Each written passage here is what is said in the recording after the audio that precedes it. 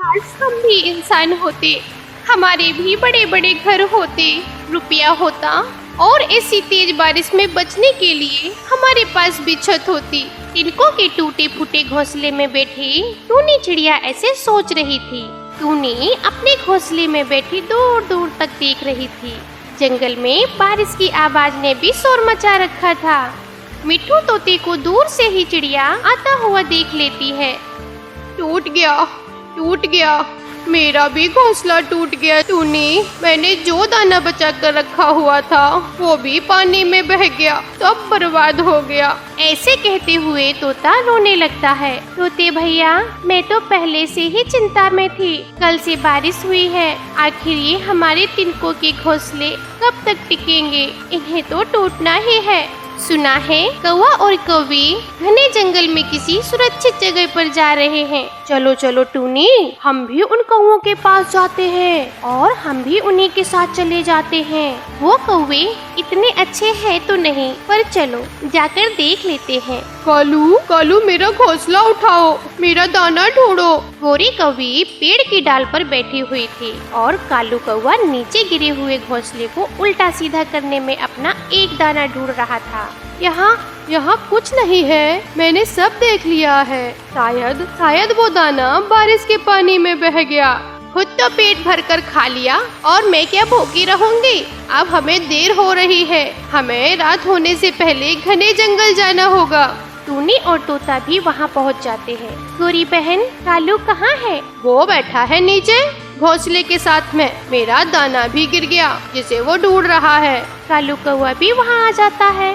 कौवे, सुना है आप किसी घने जंगल में सुरक्षित जगह पर जा रहे हो। हाँ, वहाँ एक बड़ा सा लोहे का बना हुआ घर है। हम तेज बारिश में वहाँ बैठकर खुद को बारिश से बचा सकते हैं। हमें भी अपने साथ ले जाओ। मेरा और तोते का घोंसला भी टूट गया है। कौवे भैया, हम सब एक जगह एक साथ रह लेंगे तो एक दूसरे की मदद भी कर सकेंगे। कालू, मेरा तो शरीर कांप रहा है बारिश में भीग भीग कर। मेरा तो बुरा हाल है।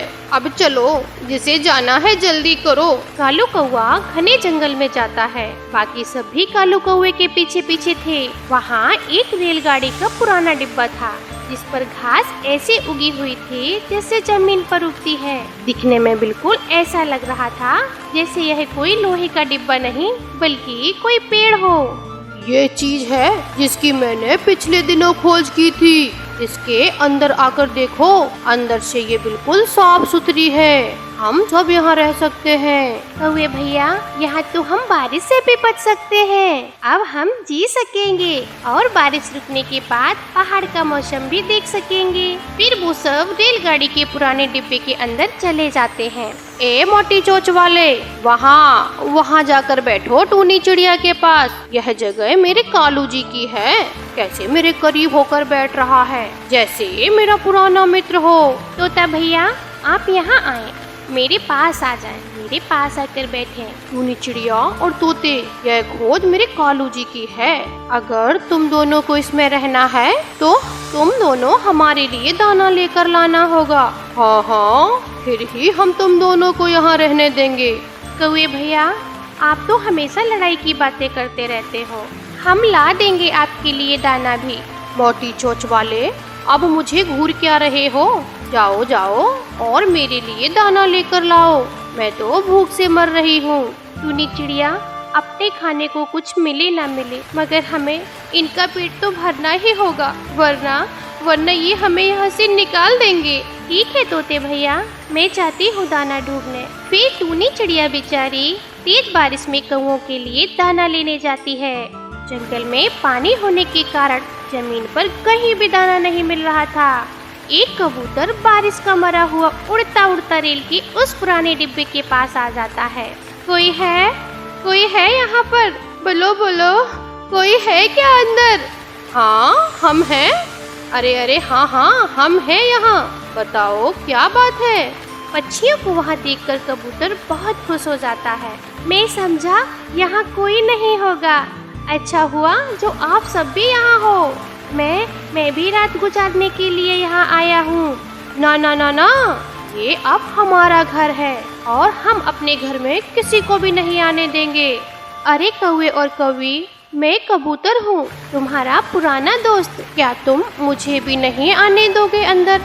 गंदी आंखों वाले, याद कर, मैंने एक दाना क्या तेरे घोंसले से चुरा लिया था? तूने मार मार कर मेरी पूंछ घायल कर दी थी। कभी नहीं, हम तुम्हें यहाँ कभी नहीं आने देंगे। वह बारिश में भीग रहा था, बेचारा भीग रहा है। भीगे, अगर तुम्हें इतनी चिंता है उसकी तो तुम भी दफा हो जाओ यहाँ से। जाओ जाओ जाओ और उसके पास जाओ। पूरी अपना मुंह दूसरी तरफ फेर लेती है। टूनी चिड़िया भी धक्के खा खा कर लौट आती है। गौरी, माफ करना, मुझे तो पूरे जंगल में एक भी दाना नहीं मिला। हाँ हाँ, मुझे पहले ही पता था, जो मिला भी होगा वो तूने ही तो खा लिया होगा। गौरी, मैं सच में भूखी हूँ। मैं इतनी लालची नहीं हूँ कि मेरे दोस्त भूखे रहे और मैं अपना पेट भर लूँ। तोता बैठे बैठे कबूतर की तरफ इशारा करता है। क्या क्या कह रहे हो तोते? वह कबूतर बाहर बैठा है। गोरी, गोरी और कालू उसे अंदर नहीं आने दे रहे हैं। टूनी चिड़िया, मेरा भी घोंसला टूट गया था। कौवा और कौवी, वह रात बारिश में कैसे गुजारे? उसे अंदर आने दे। मेरी पूंछ वाली बात याद है ना तुझे? अरे तो क्या हुआ गोरी, तुम भी तो उसके घोंसले में चोरी करने गई थी ना। पिछली पुरानी बातों को छोड़ो गोरी, कबूतर को अंदर आने दो। मैं अपने किए की माफी मांगता हूँ गोरी, प्लीज प्लीज मुझे अंदर आने दो। मैं पूरी तरह से भीग चुका हूँ। गोरी तो इसे यहाँ नहीं आने देगी, मरता है तो मरे, मेरा क्या। गोरी, अगर तुम कबूतर को यहाँ आने नहीं दोगी तो हम भी यहाँ नहीं रहेंगे। चलो मिट्ठू, ऊपर वाला हमें कोई सुरक्षित छत दे ही देगा। टूनी चिड़िया तोते को साथ लेकर वहाँ से बाहर निकल जाती है। फिर कबूतर और टूनी चिड़िया वहाँ से चले जाते हैं। ये टूनी तो सच में यहाँ से चली गई। टूनी अपने दोस्तों के लिए कुछ भी कर सकती है। क्या था गोरी, अगर तुम उस कबूतर को एक कोने में बैठ लेने देती। कालू, मैं तो भूख से मर रही हूँ, तुम्हें तो पता है ना, मुझे भूखे पेट बहुत गुस्सा आता है। नदी के उस पार बड़े बड़े पेड़ों में चिड़िया को कोई बड़ी सी चीज नजर आती है। वहाँ नीचे कुछ है, हमें वहाँ जाकर देखना होगा। वो सब दोस्त वहाँ आते हैं। वाओ, ये तो बहुत बड़ी चीज है, ये तो ट्रेन के डिब्बे से भी बड़ी चीज है। वो एक पुराना किसी जमाने का गिरा हुआ जहाज था, इसके अंदर जाकर देखना होगा। चलो चलो। फिर वो सब उसके अंदर जाते हैं।